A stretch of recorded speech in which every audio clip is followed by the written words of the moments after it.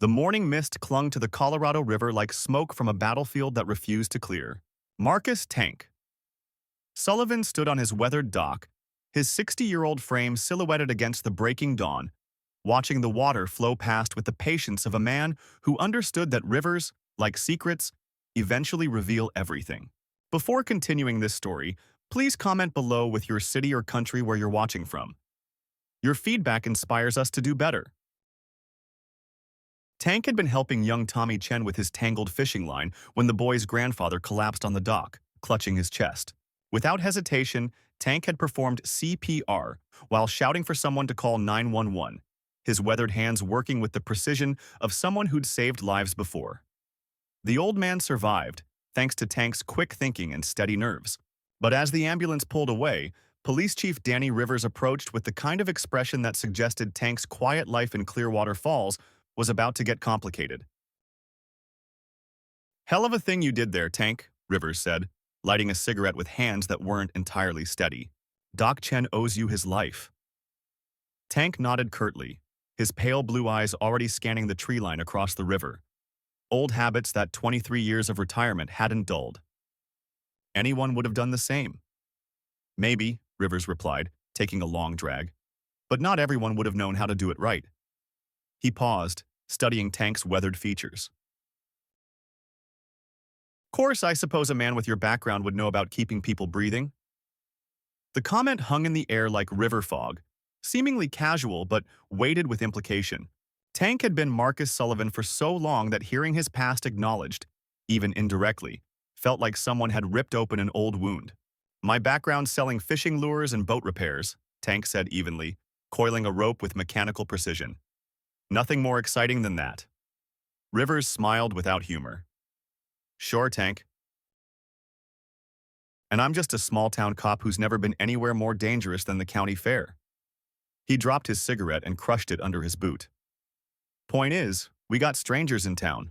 Development companies sniffing around the North Bend, asking questions about river access and property values." Tank's hands paused for just a moment. A tell that Rivers, despite his good old boy facade, caught immediately. "Development company?" Tank asked, resuming his rope work with studied casualness. "Pinnacle Enterprises, run by a slick-talking son of a bitch named Richard Stone. Claims he wants to build some kind of luxury fishing resort." Rivers spat into the water. "Problem is, North Bend's got nothing but rocky shoreline and swift current. Not exactly prime real estate." Tank processed this information while maintaining his expression of mild curiosity.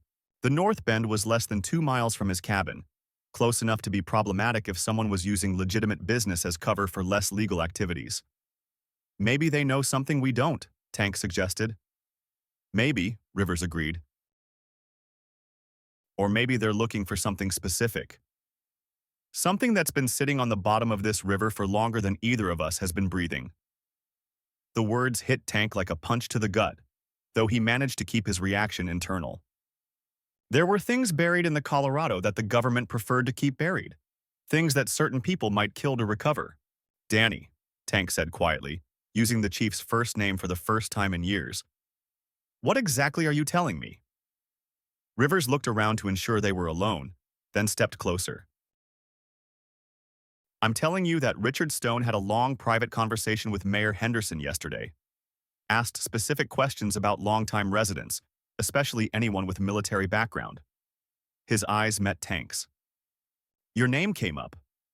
Tank felt the familiar chill of operational awareness creeping up his spine. After 23 years of carefully maintained anonymity, someone was taking an interest in Marcus Sullivan's past. That was never good news. "I appreciate the heads up, Danny. There's more." Rivers produced a photograph from his jacket, a surveillance shot of a woman in her 30s, auburn hair, professional attire. "This lady's been asking questions too." "Different questions." "Says she's a freelance journalist researching Cold War history." Tank studied the photo, noting the woman's posture, the way she carried herself. Military or intelligence, almost certainly. Journalist covering what kind of Cold War history? The kind that involves missing nuclear materials. The words hung between them like a loaded weapon. Tank handed back the photograph, his expression carefully neutral. though his mind was racing through implications and contingencies. You think there's a connection between Stone and this woman? Don't know yet, Rivers admitted. But three strangers showing up in Clearwater Falls asking pointed questions about the river and its history? That's about 2.5 strangers too many for coincidence. Tank nodded slowly. He'd learned long ago that paranoia was just good planning in disguise. What do you need from me, Chief? Keep your eyes open. If either of these people approach you, I'd appreciate knowing about it. Rivers paused, then added, and Tank, if things get complicated, don't try to handle it alone. Some ghosts are too dangerous to fight without backup. After Rivers left, Tank stood on his dock for another 10 minutes, ostensibly watching the river but actually conducting a security assessment of his surroundings. The peaceful facade of Clearwater Falls suddenly felt like a thin veneer over something much more dangerous. That evening, Tank performed his nightly routine with extra attention to detail. He checked the concealed sensors around his property perimeter, verified that his emergency communications were functioning, and inspected the arsenal hidden behind a false wall in his basement. The M4 carbine was clean and ready, as was the suppressed .45 he'd carried during his operational days. The custom sniper rifle, a weapon he'd hoped never to use again, lay in its case like a sleeping predator. 23 years, he muttered to himself, running his fingers along the rifle's familiar contours. Should have known it was too good to last. 31 years earlier, Afghanistan, Lieutenant Marcus Sullivan crouched in the rocky outcrop, his spotter's breath visible in the thin mountain air as they observed the target compound through high-powered optics. The mission was straightforward: eliminate a Taliban commander who'd been coordinating attacks against coalition forces. Range to target, Tank whispered.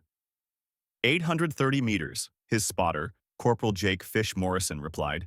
Winds gusting from the northwest, maybe 10 to 15 miles per hour. Tank adjusted his scope, calculating the complex variables that would affect his shot.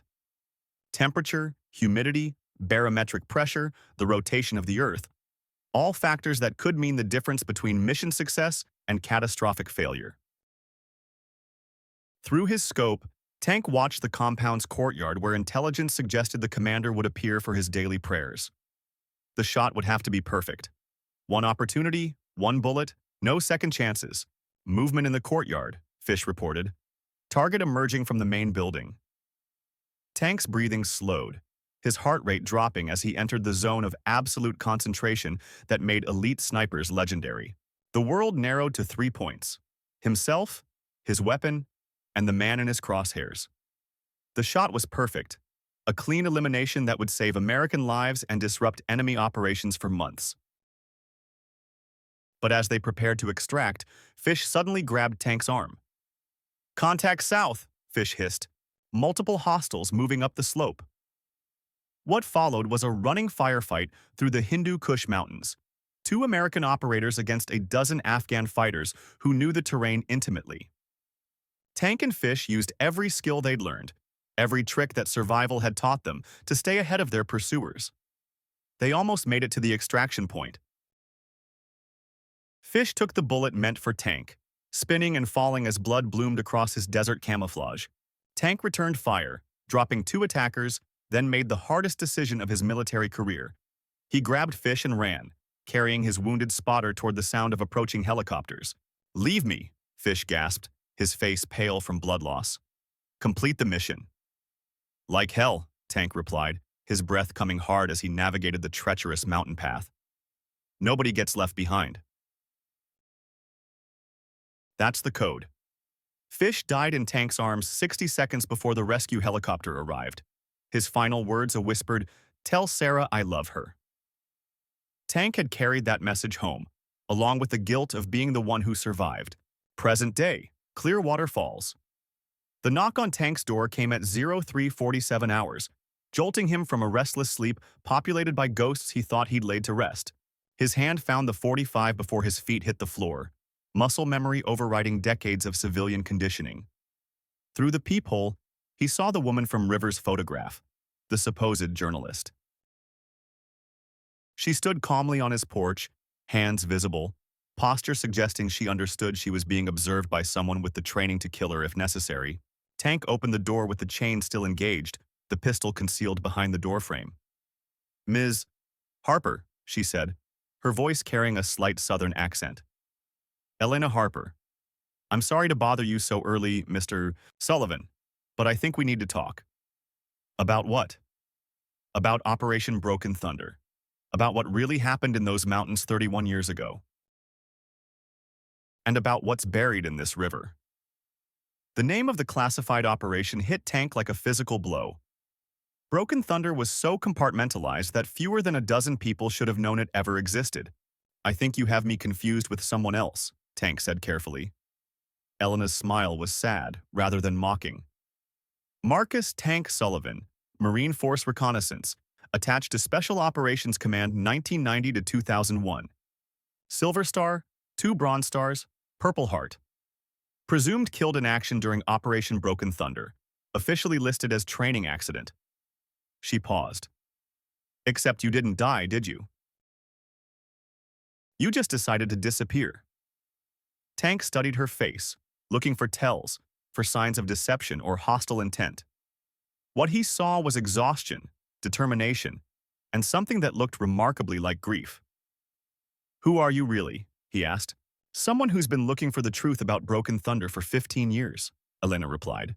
"Someone whose brother died because that operation was compromised by people who should have been protecting him." Tank felt something cold settle in his stomach. There had been other operators lost during Broken Thunder, men whose deaths had never been properly explained or investigated. "Your brother?" "Captain David Harper, Army Special Forces. He was part of the team that was supposed to provide support for your exfiltration." Elena's voice tightened slightly. Instead, they walked into an ambush that killed all 6 of them.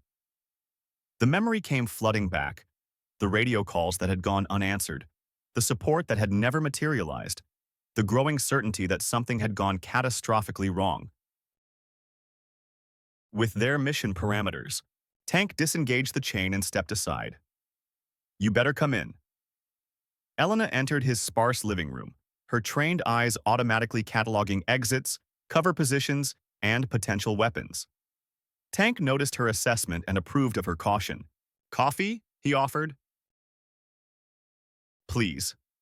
As Tank prepared coffee with the methodical precision of a man who found comfort in routine, Elena examined the few photographs on his shelves, pictures of Tank with his Marine unit, all faces carefully cropped or turned away from the camera.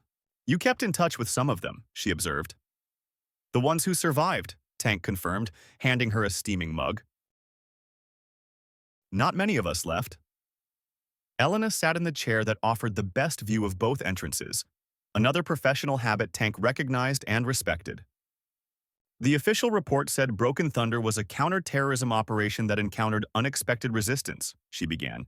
"Standard cover story for when special operations go sideways." Tank settled into his own chair, the .45 now openly visible on the table between them. Not a threat, but an acknowledgement of the stakes involved in their conversation. "What really happened?" Elena asked.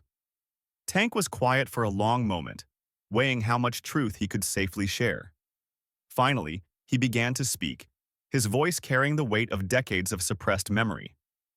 Broken Thunder wasn't counterterrorism, it was recovery.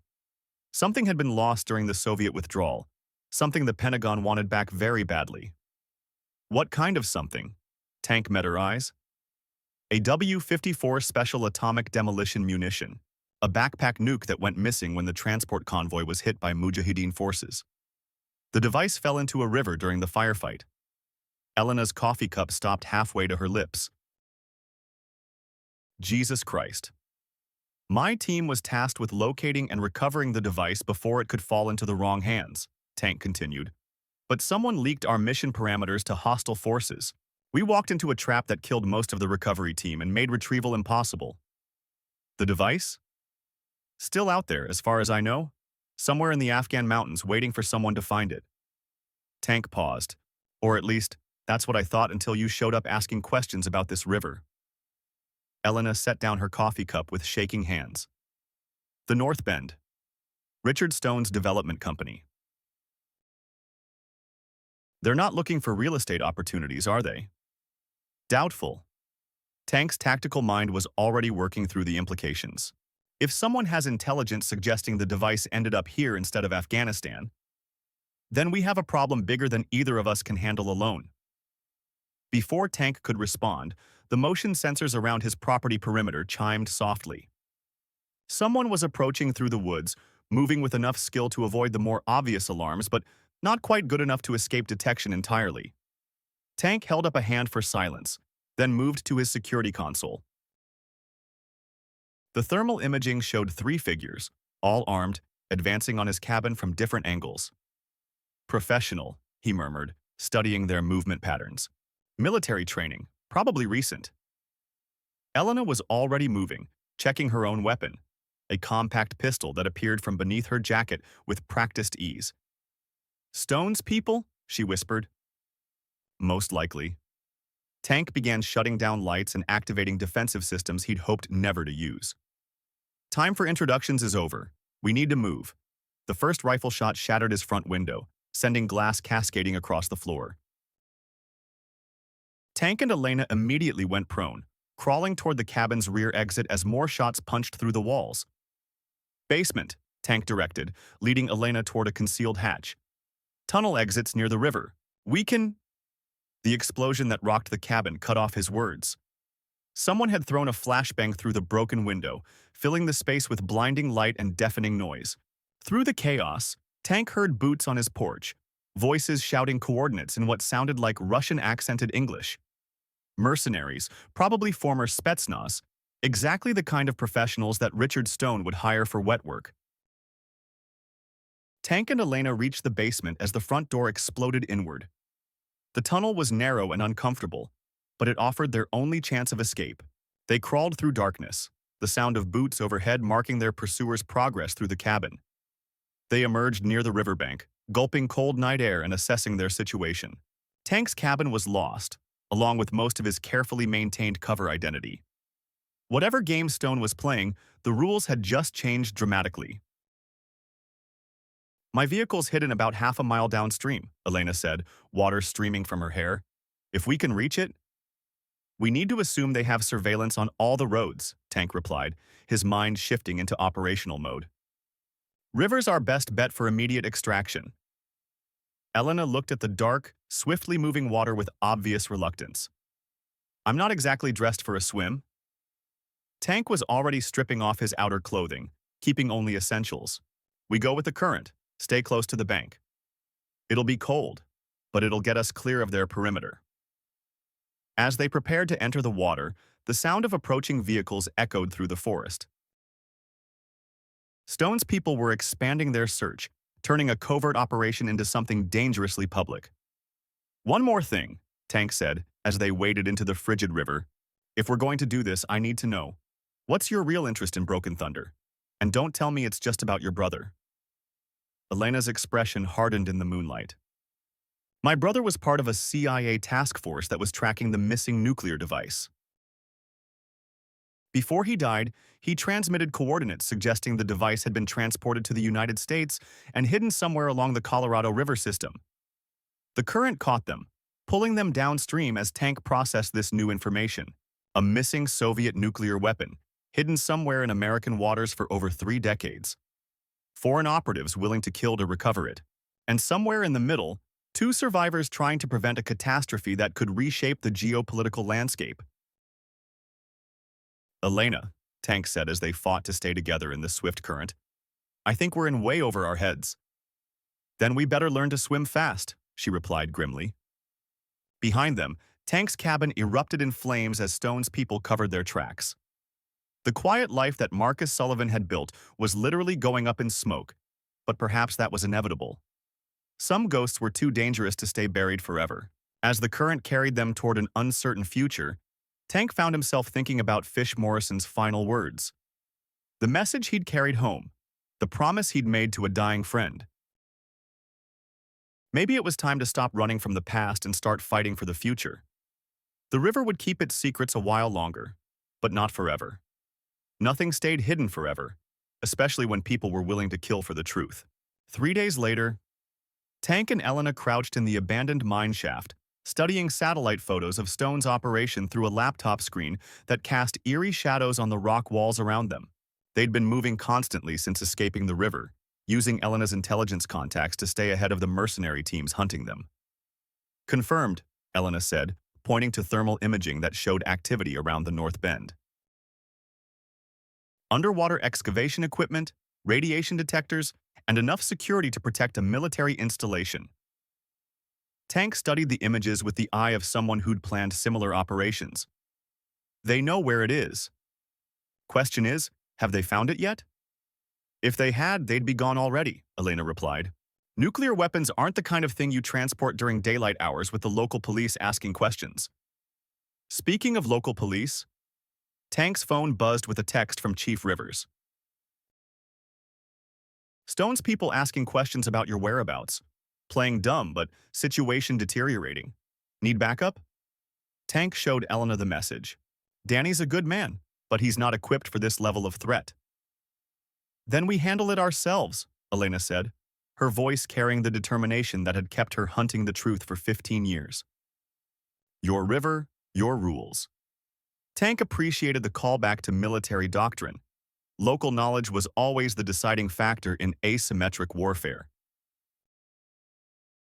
He'd been living on this river for over 2 decades, learning every current, every hiding spot, every tactical advantage it offered. There's something else, Elena said, pulling up another file on her laptop. My brother's final transmission included more than just coordinates. He identified the man who compromised Broken Thunder. Tank felt his blood pressure spike. Who? Marcus Blackwood, former CIA liaison to Special Operations Command. He sold mission intelligence to Afghan warlords in exchange for Soviet weapons caches they'd captured. Elena's eyes were hard with old anger. My brother died because Blackwood wanted to auction off military hardware to the highest bidder. Blackwood's dead, Tank said automatically. Killed in a training accident 6 months after Broken Thunder went sideways. No, Elena replied quietly. He's not. The training accident was cover for his extraction from agency service. New identity, new life, new name. She turned the laptop screen toward Tank. Meet Richard Stone, successful entrepreneur and part-time trader. The photograph on the screen showed a man in his 60s, silver-haired and distinguished, with the kind of expensive grooming that money could buy. But beneath the polished exterior, Tank recognized the features of the CIA operative who had briefed his team before that fatal mission. Son of a bitch, Tank breathed. He's been planning this for 30 years. Waiting for the right technology, the right opportunity, the right moment when he could recover what he helped hide, Elena confirmed. And now that moment has arrived. Tank stood and moved to the mine entrance, scanning the valley below where Stone's operation was systematically destroying his peaceful retirement. 3 decades of guilt, survivor's syndrome, and carefully maintained anonymity crystallized into cold, tactical fury. Elena, he said without turning around, how do you feel about going to war? Her response came without hesitation. Against the man who killed my brother? Led the way. They spent the next 6 hours planning an operation that would have impressed their former commanding officers. Using Tank's intimate knowledge of the river and Elena's intelligence resources, they developed a strategy that would turn Stone's advantages against him. The plan was elegant in its simplicity. Force Stone to make a choice between recovering the device and protecting his operation. Create enough chaos to bring official attention to his activities, and ensure that Marcus Blackwood, whatever name he was using now, finally paid for the betrayals that had cost so many lives. As the sun set over the Colorado River, 2 ghosts prepared to remind the world that some debts could only be paid in blood. For fish, Tank said quietly, checking his rifle one final time. For David, Elena replied, her own weapon ready. The hunt was about to begin, but this time, the prey would discover that the predators had teeth of their own. Stone's mercenaries were professional, well-equipped, and utterly confident in their superiority. They had no idea they were about to face 2 operators who'd spent decades learning that the most dangerous enemies were the ones everyone assumed were dead. The river kept flowing, carrying secrets toward the sea. But some secrets were about to surface with explosive consequences, and Marcus Tank Sullivan was done hiding from his past. Time to finish what Broken Thunder had started, once and for all.